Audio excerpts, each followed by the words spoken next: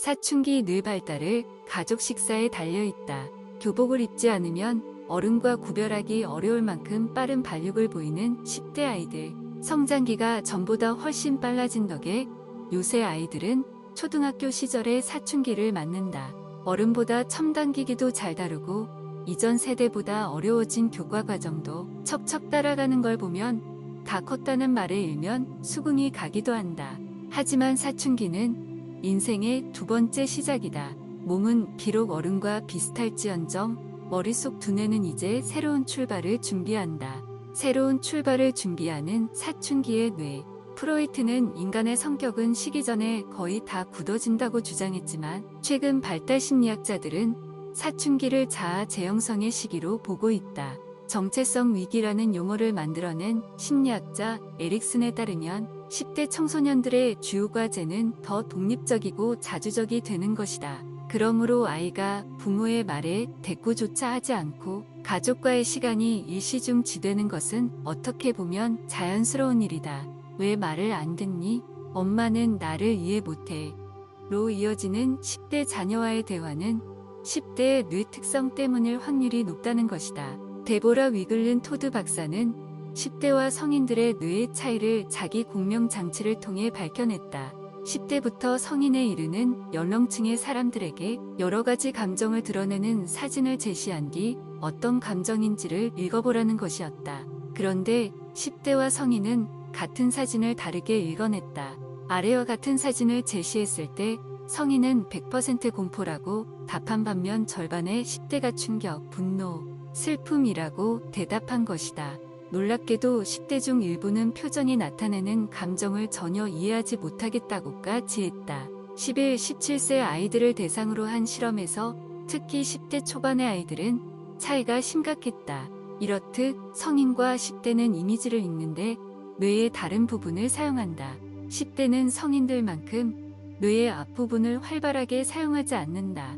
앞에서 언급했듯이 10대는 전두엽이 불완전하기 때문이다. 전두엽은 생각과 판단에 관련된 뇌의 CEU이다. 어른의 뇌가 합리적인 판단을 하는 전두엽이 활성화된 반면 10대의 뇌에서는 감정적 사고를 하는 편도체의 활성화가 주로 나타난다.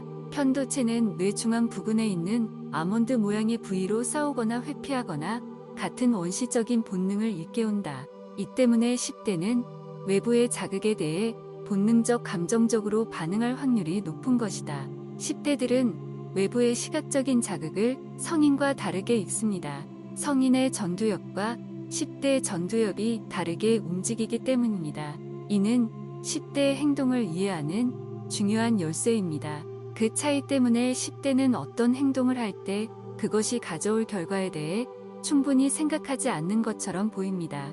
그 행동은 뇌활동이 만들어낸 부분에 불과합니다. 그들의 행동은 단순히 뭔가를 하기 싫거나 어른들을 골탕 먹이고 싶어서 하는 게 아닙니다. 데보라 토드 10대 아이의 반항은 아이의 뇌가 완성되기 위해 반드시 거치게 되는 통과 의례인 셈이지만 부모와의 의사소통에는 가장 큰 걸림돌이다. 10대들은 성인의 얼굴에 나타난 모든 표정을 정확하게 읽지 못합니다. 그래서 10대는 부모나 선생님과 이야기할 때 그들의 감정을 잘못 받아들일 수 있습니다.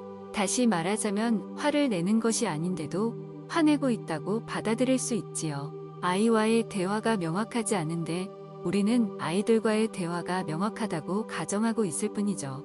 데보라 토드 반항아를 모범생으로 바꾸는 가능성. 그렇다면 아이의 뇌가 충분히 발달할 때까지 부모 자식 간의 불협회음은 계속되어야 할까?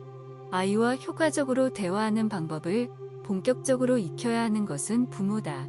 이미 10대를 겪어본 경험을 떠올려서 아이에게 공감해주고 설교가 아닌 대화를 통해 바른 길을 제시해야 한다. 전두엽의 발달에 따라 관심과 적성, 흥미, 성격도 급변하는 시기이기 때문에 이때 부모의 도움은 아이의 생각과 생활 태도를 바꿀 수 있다. 단, 한 번의 시도로 해결될 것이라는 생각은 버려야 한다. 이를 해결할 가장 좋은 자리는 바로 밥상머리다. 부모로부터 자신을 떼어내려는 특성이 있는 10대 아이라도 가족 식사를 하는 경우 밥 먹는 시간만 20분이 넘기 때문에 하루 20분 이상의 대화 시간을 확보할 수 있다.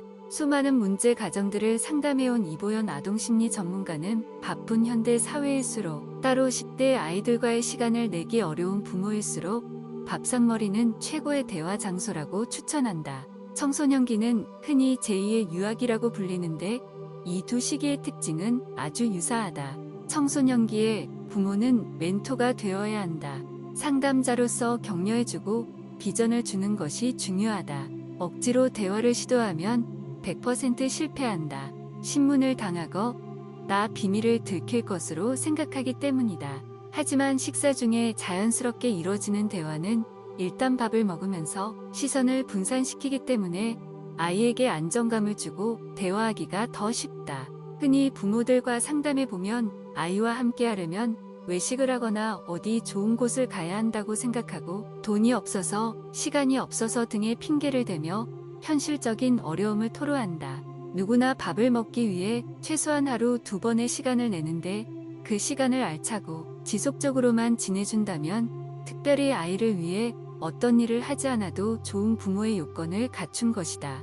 가족 식사만 잘 활용해도 부모가 아이를 이끄는 시간은 충분하다. 가족 식사를 위한 귀가작전. 예진이와 예리는 중학교 2학년 쌍둥이다. 이란성이라 외모도 성격도 전혀 다르지만 항상 등하교를 함께하는 절친한 친구이자 전교 1, 2등을 다투는 우등생이다. 그런데 이 둘은 초등학교부터 학원 순례를 하는 요새 아이들과는 다른 학습 습관을 가지고 있다. 학교가 끝나자마자 바로 집으로 돌아와 오로지 자습하는 것만으로 성적을 유지하는 것이다. 어려서부터 스스로 공부하는 습관을 길러주기 위해 아이들이 책상머리에 붙어있는 동안은 똑같이 독서로 시간을 보낸다는 엄마는 늦은 오후가 되면 분주해진다. 쌍둥이 자매는 물론 퇴근 시간이 들쭉날쭉한 아빠, 대학생인 오빠까지 온 가족의 귀가 시간을 조율하기 위해서다. 어느 때는 7시가 되기도 하고 어느 날은 9시가 되기도 하는 저녁 식사 때문 애 유기를 할 간식을 마련하는 수고도 마다하지 않는다. 처음엔 가족 식사의 중요성에 대해 큰 관심을 두지 않았다는 엄마. 그런 엄마가 가족 식사 시간을 더욱 철저하게 지키게 된 것은 큰아들 진승이의 사춘기를 겪고 나서다. 이전은 가족 식사를 함께하는 것이 정말 습관이었어요. 다른 게 중요하다고 생각하지 않았어요. 그런데 그렇게 해도 크게 어려운 일 없이 진승이나 예진이 예리 크는 걸 보니 잘한 것 같아요. 아마 식사 자리에서 이야기도 하고 서로 문제를 풀고 도와가면서 아이들이 그나마 잘 자라지 않았나 싶어요. 가만히 생각해보니 아마 그 과정이 없었으면 아들과도 딸들과도 많이 멀어졌을 것 같아요. 많은 말을 하진 않지만 식탁에 앉아서 아이들이 은연중에 학교 생활을 말하고 아빠도 아이들 이야기를 들어주고 그러면서 우리는 가족이다 하고 서로 느꼈던 것 같아요. 엄마. 첫째 진승이 역시 학창시절 학원을 가지 않고도 고려대학교 의대에 진학할 만큼 성적이 좋았다. 본과에 올라가면서 실습과 공동 스터디까지 정신없는 상황이지만 아직도 저녁이면 귀가의 가족 밥상을 지킨다. 늦은 귀가 시간으로 부모와 신경전을 벌이곤 하는 여느 대학생들과는 다른 모습이다. 진승이가 가족 식사를 고집하는 이유는 사춘기에 접어든 여동생들 때문이기도 하다. 자신이 사춘기를 건널 무렵 항상 밥상머리를 지킨 아버지, 어머니와의 대화가 얼마나 도움이 되었는지를 깨달았기 때문이다. 이 현실적으로 따로 대화 시간을 내기도 어렵고 솔직히 말해서 우리 대화하자 이러기도 어렵잖아요. 부모님이랑 싸운 적도 있지만 그래도 습관이 들어서 식사는 같이 하니까 밥 먹으면서 풀어지기도 하고 적어도 저녁 식사만큼은 집에서 가족과 대화를 나누면서 같이 하니까 특별히 남들보다 힘든 사춘기를 겪지 않았어요.